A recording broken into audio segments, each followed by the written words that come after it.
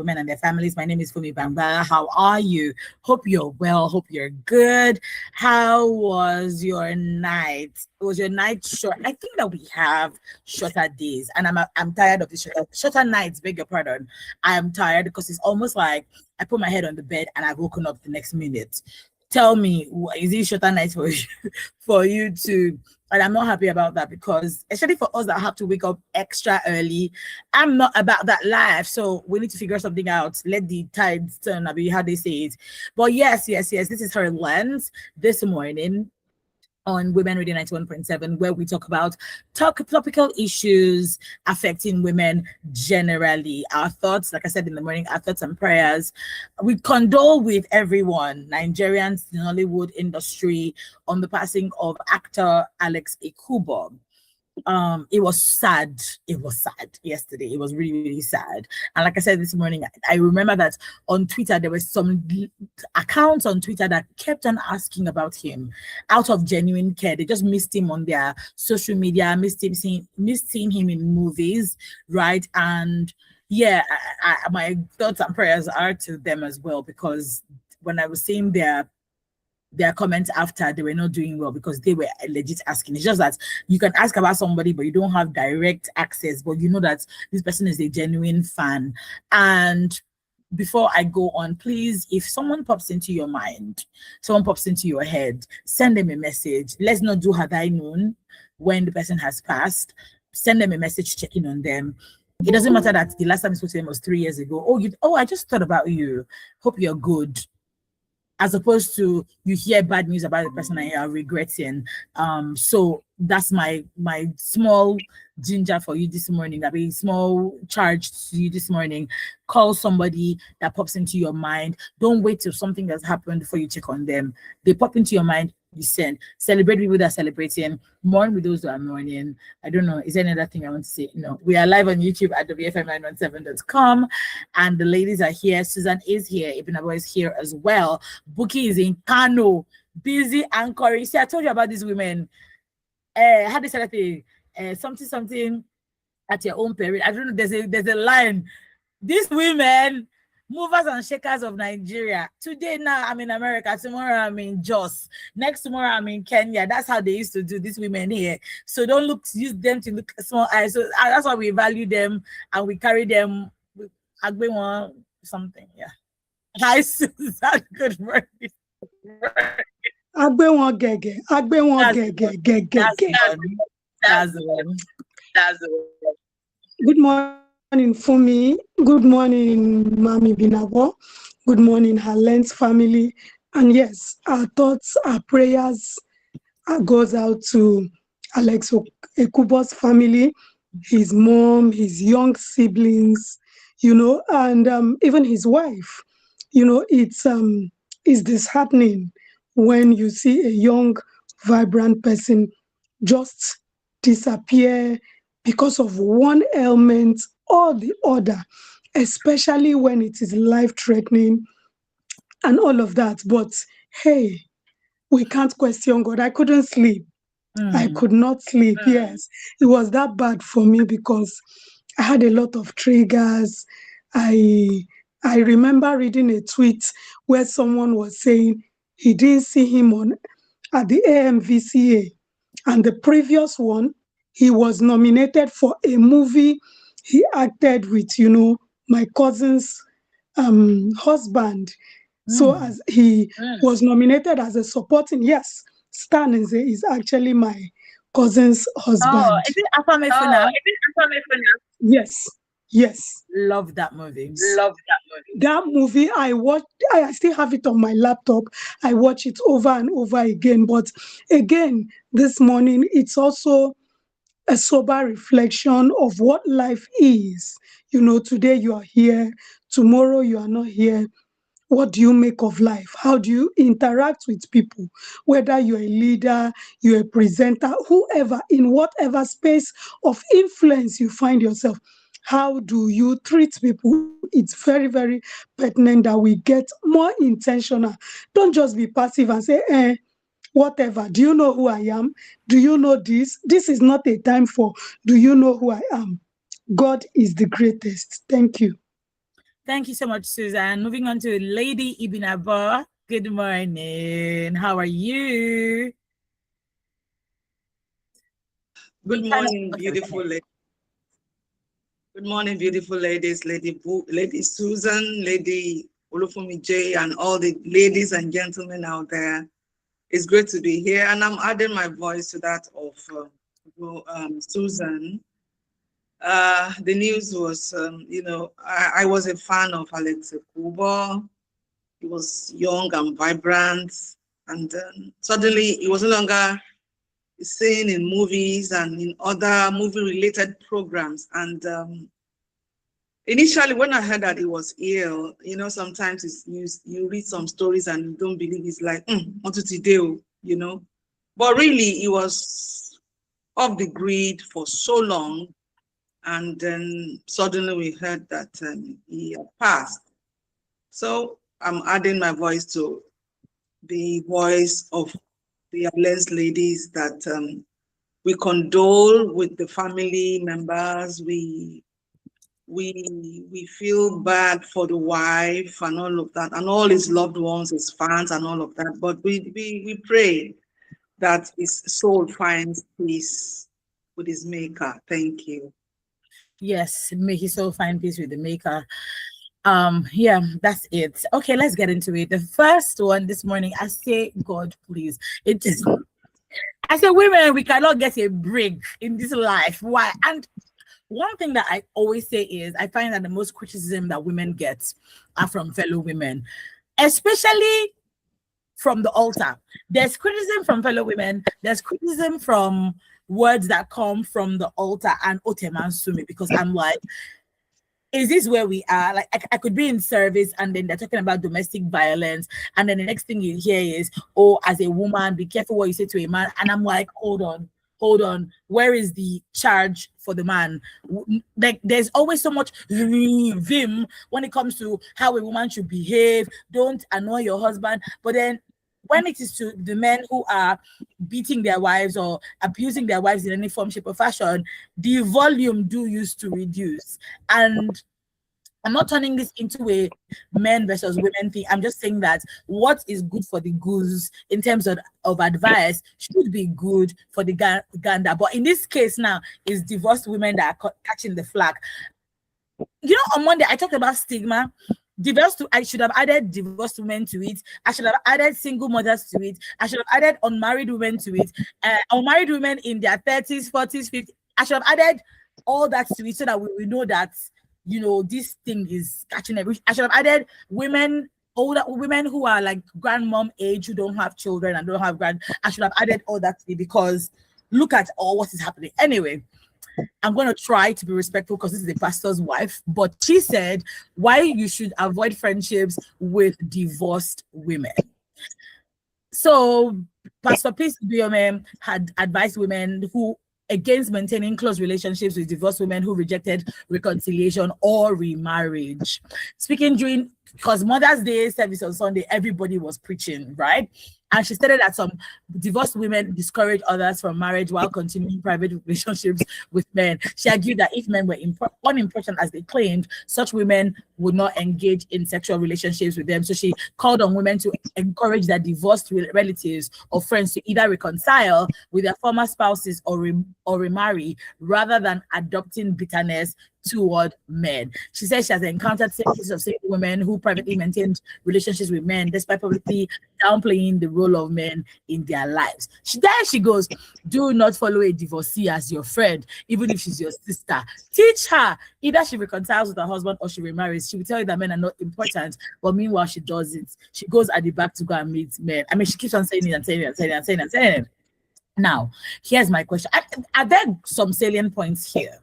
100%. Like when she talks about, women who claim to hate men in public, but at the back they are going to go and meet men. We know that people used to lie on social media, or generally, we know people lie, people pretend. But when you say don't keep friends with a divorced woman, interesting story. I was at a wedding 2 years ago or so, and the MC had asked older women to give advice to the new couple, and then this man, bless his soul, about 70 years or so, comes out to say, to the woman outrightly, "Shora for real, don't keep friends," then says to the man, "It's okay to have your friends."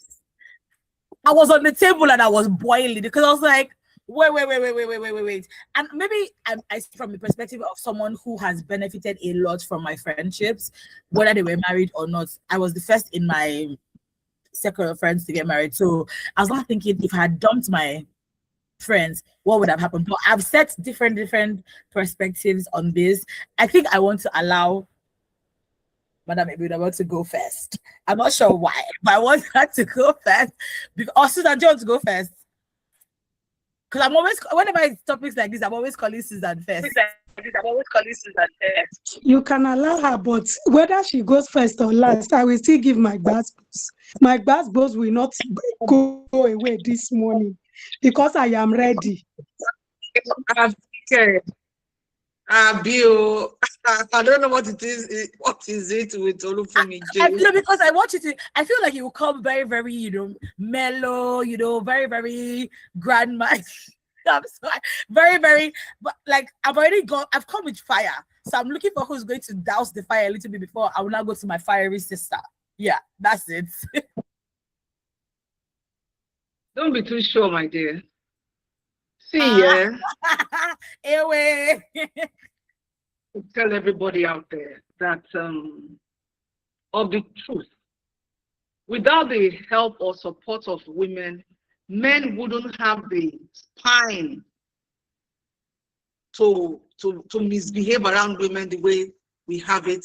And then they will say we are fighting for equality, we are fighting for this and that. It is because we have some women who happen to be the backbone of such men. What am I saying here? Yes, see, I can't totally throw away what she said, that people should be mindful of. See, what I want to add to it is that be mindful of even some married women. A bad person is a bad person, whether she not. I have had cases where a married woman who happens to be a friend to a lady was dating the other friend's husband until that one got to know. She wasn't a divorcee, she was still married to her husband. So why are we making, you see, we are talking about abuse in marriages. And we know that a lot of women are still staying put in their marriages because of what people would say should they leave. And then when they come across, videos like this, like the one that came from Pastor Peace Ibiyeomie, they are further confused. You see, I want to believe that probably that was a quote out of context, because I want to understand within what context was she. What did she make that statement? Because everybody has a devil in them. But if you allow the devil in you to take over the Christ or the God in you, you are your own. But now to stigmatize certain people that, oh, these people, be careful of them. Have you not seen where you will have a friend? She's a married woman, and she's supposed to be your friend, your close friend.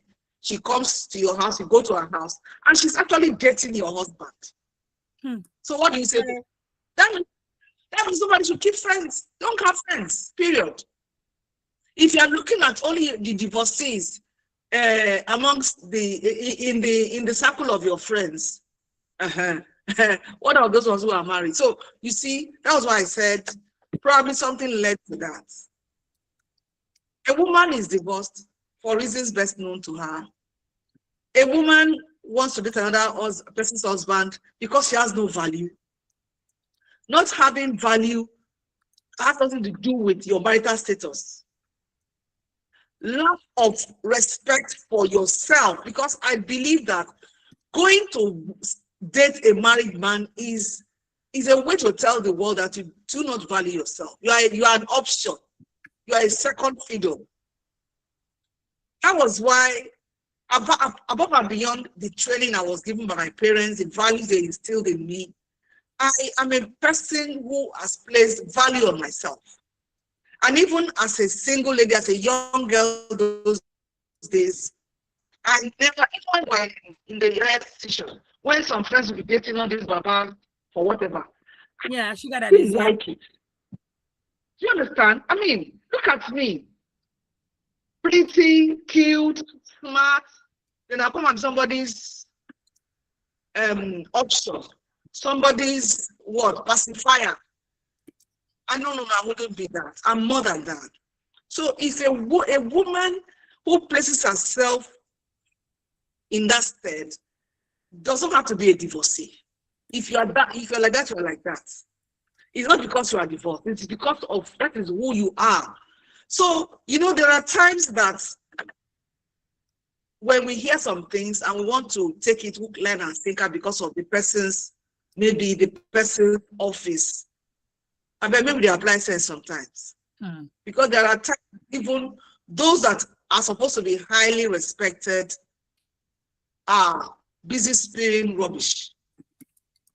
And it is because that is where their knowledge ends. So you cannot sit somewhere and say because this person is a first lady in her state, or she holds a high office, a high political office, or she's a leader of millions of women, or she's a pastor Mrs., or she's whatever. Then because whatever she says be Word. must be it. No, no, no, no, no, no, no. All right. Thank you so much. Network. Let's move on to Suzanne while we wait for Ibinaba to join us back. Hi, Suzanne. Okay. So like Ibinabo started off, the truth is the fact that it's coming from the pulpit doesn't make it holistic.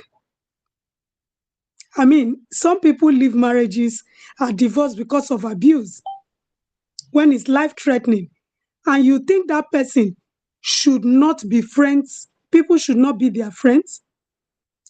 I ask, what are the opportunities that churches, as it were, in Nigeria in general, give to divorcees? What support systems are in place for them to help them heal?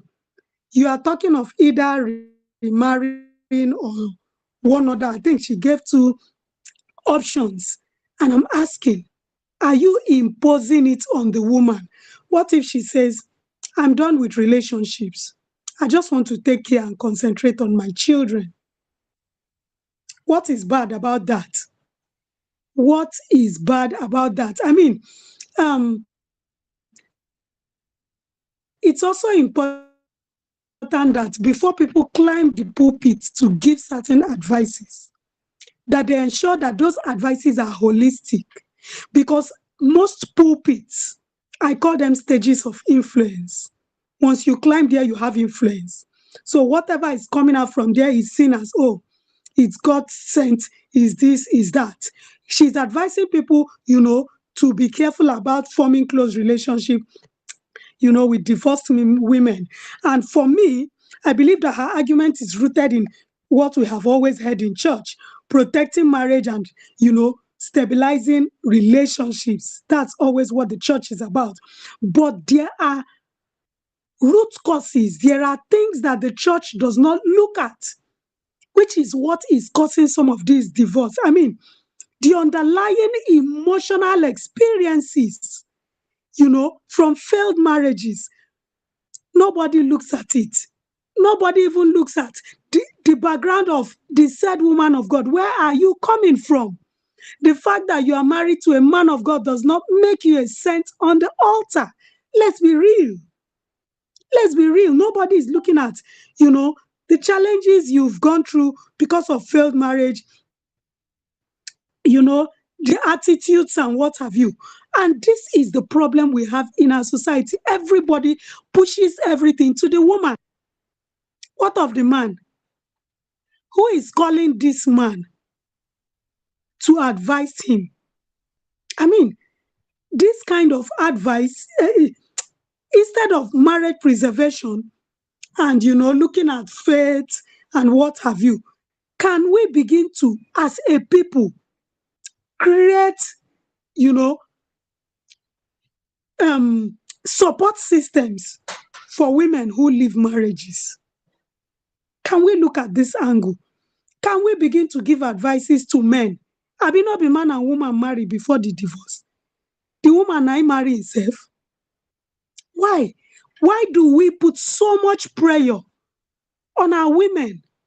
You want them to be set in human clothing. And remember, I am not saying that it is right for women to go behind and date anyone. No, I will not even be a party to that. And just like it happens for women, it also happens to men. So whenever we are giving such teachings, we should bring in a holistic reflection. Don't make it something that the woman leaves church and she's wondering, oh, so I'm actually a sinner. I'm actually the problem. I'm actually this, I'm actually that. No, because there is a whole lot that we do not talk about. And that is why I have said it, that the pulpit is a stage of influence. And if you are on that stage, please let us do well. SGBV, sexual and gender-based violence, is a major driver of divorce. Just yesterday, I was on a mock tribunal, where we had religious leaders, traditional leaders, youth leaders, women leaders, and we were having role play of GBV. And then ours was to judge from your lens as a person with disability, what is lacking, from your lens as a lawyer, from 90, if not 80% of divorce comes from marriage. Who looks at the SGBV? Who looks at the physical abuse? Who looks at the emotional and psychological abuse that comes? Economical control. Times are hard for me. Who looks at the economical control and deprivation that comes from divorce? Who looks at the sexual violence, even within marriage? Is it the severe neglect and abandonment? Who looks at all of these things? And who speaks to the other party? Because, it takes two to tango. So I think that when we give some of this advice, we should be holistic. Don't make it a woman affair. Nobody should make her your friend. Even when we keep advocating as gender activists to say, live to live. When it is threatening your life, when it's becoming a life and death issue, please live to live. And you come and say, oh, they should, you are inadvertently saying that, oh, a woman who is experiencing GBV should not have a support system. Is that what we want to be saying now? Is that what we want to be doing? Because I believe that a healthier society should not only be focused on our faith response, and even the holy books will not ask you to die. There is a difference between separation and divorce. You can separate at least to be able to know if you could work out things or not. And for me, when you concentrate on the woman, you are stripping her of her dignity and you are stigmatizing her. As hard as this truth may be, we have to say it. It doesn't mean where this word is coming from, but we are here to sensitize the general public that divorced women should not be socially isolated and they should not be treated as unsafe people. Please, we should not do that. Marital status should not determine, your moral value or your friendship eligibility. Yeah. No, you can't be doing that. Let me stop here for now. Let Mami Binabo continue. Hi, Binabo, you're back. Sorry, the network threw you out. You can go ahead. And if they say we go pro network house, we go block network gate. Agree and come on. As we block us, we go block them. So I don't know at what even thrown out of the house, but I was At the time I came back, I heard what Susan said, and she totally took it out of the mouth. You cannot say because a woman is divorced, that is a yardstick with which you measure our values. It is totally unacceptable. Totally unacceptable. It is unfair. Because there are so many women who are married. And see, I can't say because I'm a woman, I don't see the negativity that some women bring to the table. There are women who are married and they are promiscuous. So why attach promiscuity to a divorced woman? Why? So because she's no longer with her husband and she's vulnerable, she wants to sleep with every man. That is a wicked line of thought. I wouldn't advise anyone to go that route. Because anybody, any bad person can be bad, irrespective of your marital status, whether you are married or not.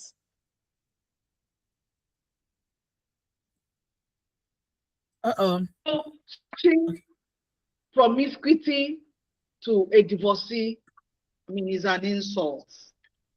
I think somebody should call some persons to order, and that they should be mindful of what they, because like, in fact, the part I loved most was the fact that Susan, that the pulpit is a stage of influence. My thought exactly.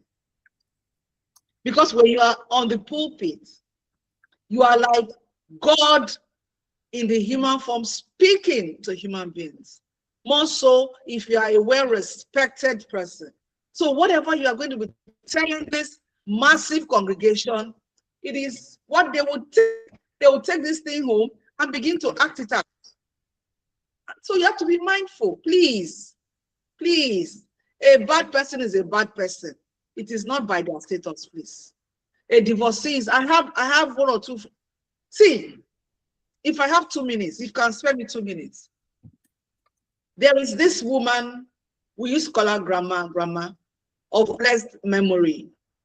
When you look at, she was an embodiment of a responsible housewife, a responsible mother, a responsible neighbor. But if you dig deep into her life history, she had about, I think, 8 or 9 children. The first 4 were for 4 different men, and the last 5 were for 1 man. This is what they say: women in male-dominated household industries is such a thing. Now, it is very easy for some persons who never knew her or knew her story to quickly conclude that, oh, she must be a very irresponsible person. I sat with her and she told me, I mean, I'm talking about, I was, even when I knew her, I was in my 20s. But for a woman that commands such respect, why was I that? I knew until she started advising me, talking to me. She told me her story, how she started, how she was being given, because she, even at that old age, she was very beautiful. So begin to imagine her when she was way, way younger. She was given out in marriage by her. That one maltreated her. She ran back to the house. She had a baby for that one. They said, okay. They gave her to another one. It was on the 3rd man that she now said, no way. But you see, a young lady who was not trained, who did not know how to live with a man, whose parents were busy trying to give her because she was beautiful. She got to a point that she had to pause. She took charge of her own life and she went back to school all by herself. Then but she was living with her children. The only one of them was the father did not read. That was the first child. The father did not release him to her. But the rest of her children, she lived. And it was while she was living this her life that she met the last husband she had. Wow. Who saw who she really was, who saw the values in her and married her. and she had 5 love children for him, successful today, 5 children, and she lived a beautiful life. But if you had not gotten close to her and you just knew that, this woman born for 5 men, I mean, what would you conclude? So please, all this trying to be wise in our own eyes, let's stop it. All this jumping to conclusion without facts, please, let's stop it. Because you don't know the person's story. You don't listen to that point. Let's just take it easy. Let us learn to mind our business. And when we are giving advice, let us give advice on a very broad platform. Don't just bring it close into a bracket and conclude that certain people are irresponsible, please, or we should avoid them. Please, don't know their story. You don't know theirs. That woman's story taught me a huge lesson, and I keep telling people about it, that look, looks, they're deceptive sometimes. Yes. Yeah, I actually do agree with you. Thank you. Thank you so much. I actually do agree with you, because when I saw the part of encourage them to remarry or encourage them to reconcile with their former partners, what if the woman was in a domestic violence situation? What if it was that the man was threatening her? What if it was maybe his family members where her life was at risk? Because we have some in-laws. We have some in-laws that they are like, you think about your husband and you're like, or your wife, you're like, oh, because of my wife, because of my husband, I will stay. But the man is not even helping to fight for you. He's not fighting for you with his in-laws, and you're like, let me just carry myself, since I don't matter. Boy, you people should marry yourself. There's 1,000,001 reasons why a woman would say, I don't want to reconcile back with this man. Or why do you want her to remarry? Like Ibiyeomie said, it could be that, look, I'm done with marriage. Because some people in just 1 year or in 5 years of marriage, they're like, you know what, I'm not doing it again. Just because of that experience, it's left such a bitter taste in their mouth. So they have trauma that they are dealing with. They have so many things that they're dealing with. And you're saying that you should marry them. Meanwhile, like Madam Ibiyeomie rightly said, we have a lot of married women that don't have sense, that are way worse than single women. You have a lot of single women that probably would give even better advice than married women. So this generalization, I think, is because the society that we live in is one that you must shall marry. To back to law school, to back to in school, or marry. But yeah, Susan, let's hear your thoughts. You're muted.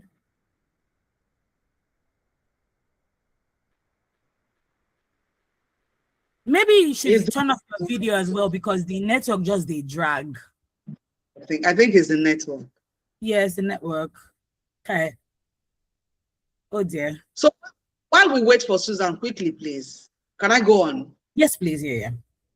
Okay, so I want to also say that this is about women. When they come to the pulpit to people, now they are experience they carry on there. Yeah. So their husband don't go, they date their divorcee friend. So they will now generalize it and try to paint divorced woman a problem. Yeah. I think that's the case of Pastor Peace Ibiyeomie, but I'm just saying that sometimes some people, what they have experienced, maybe somebody did something to them, and they will now come because they have a platform, they will come there and use that as a yardstick to punish everybody in that category.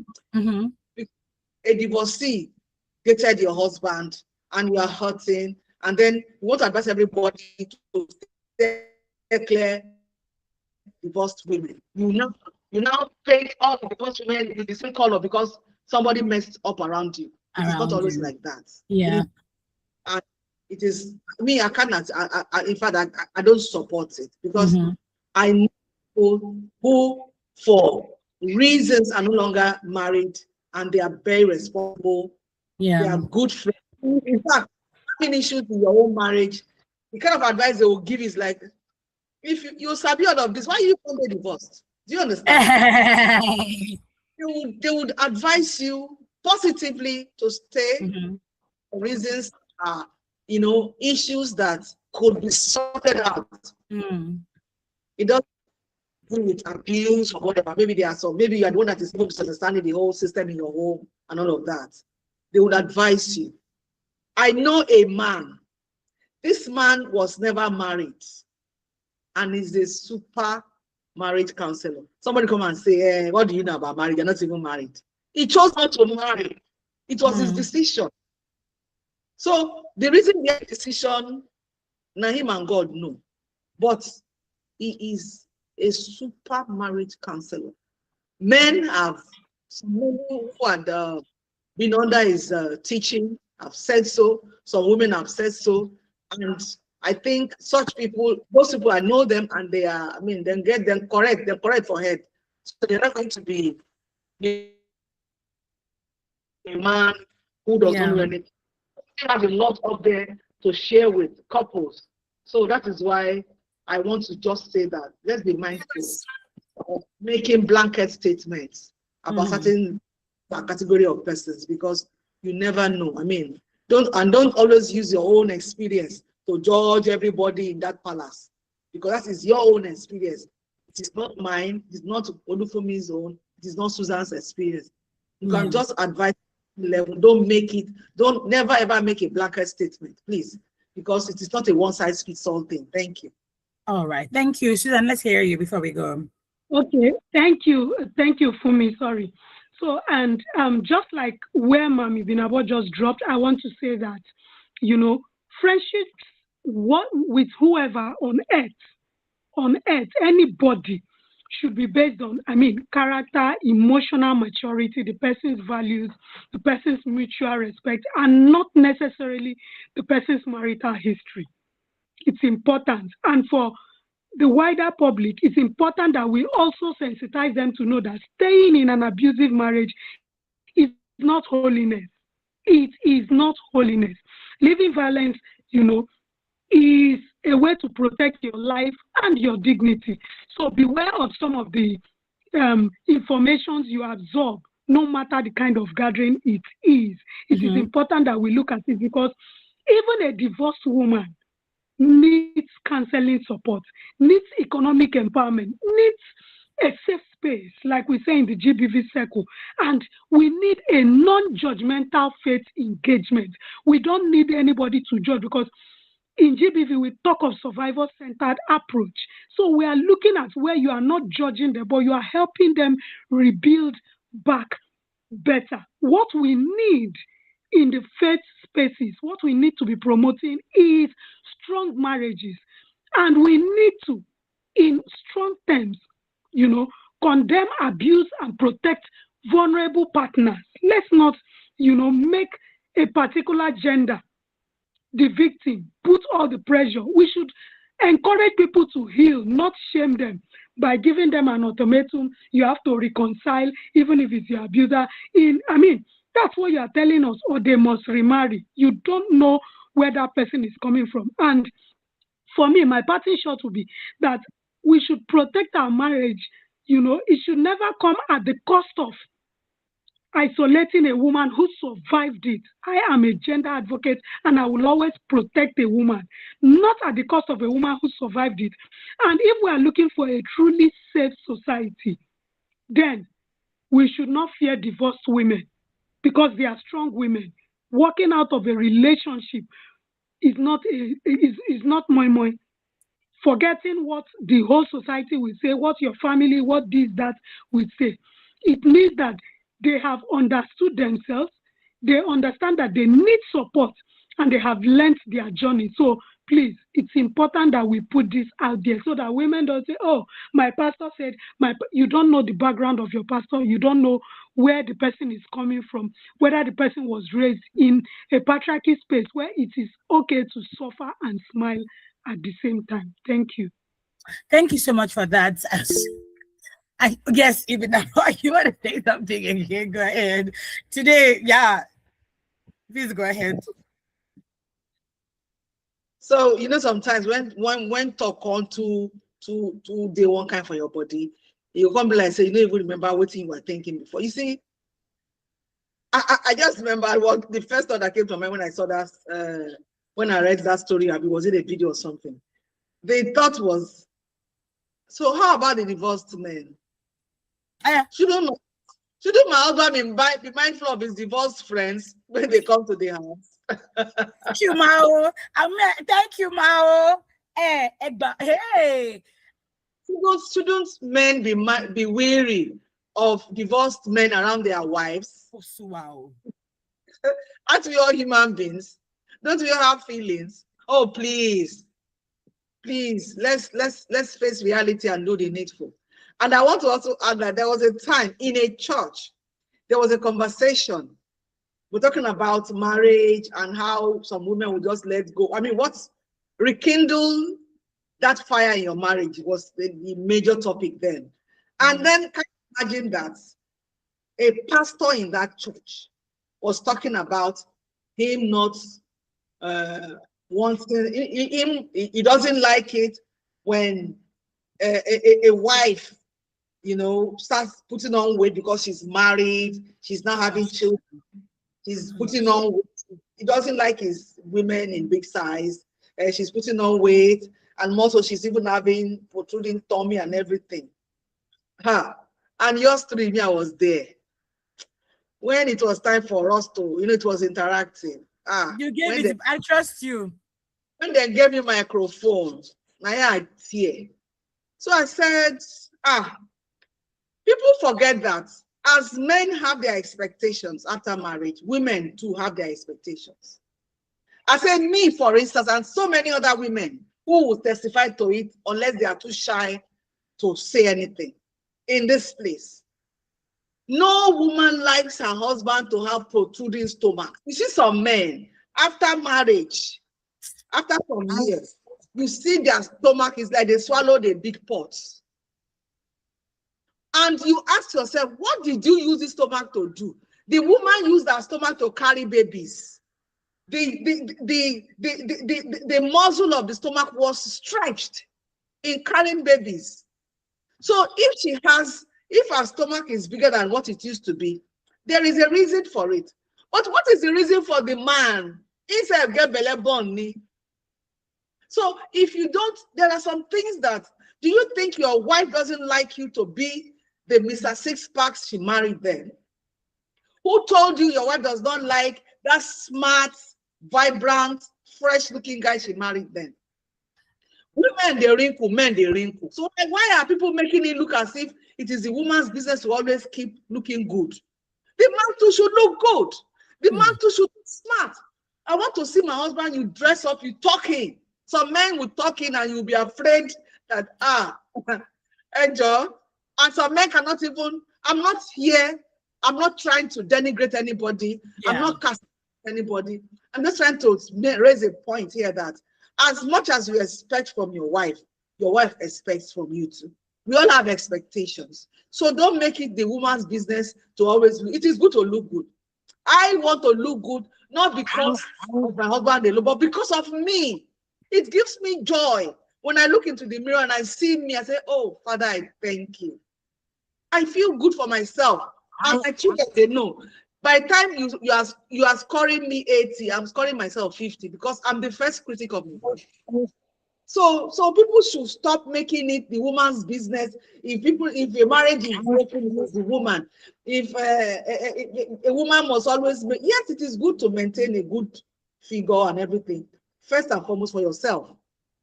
Then there are some clothes that you cannot put on again because of your tummy, if it is protruding. So for me, one of the reasons why I don't like such tummy is because I like to put on any kind of clothes. So I don't like to be limited because of my body shape.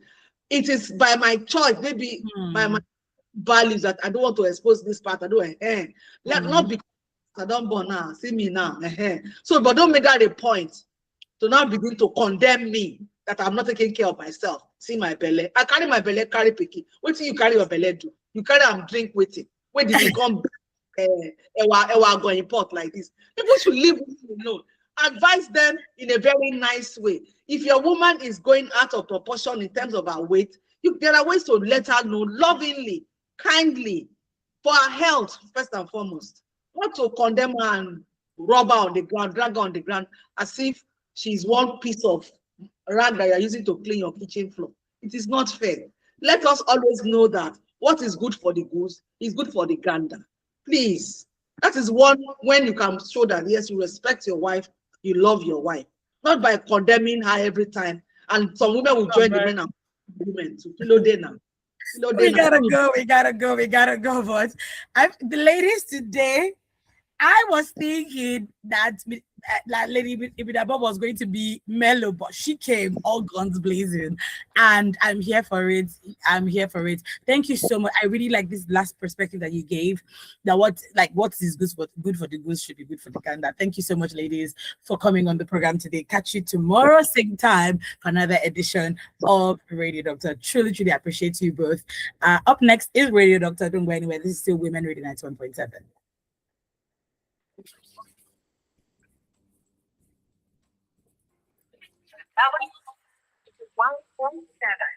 You never sounded so cool.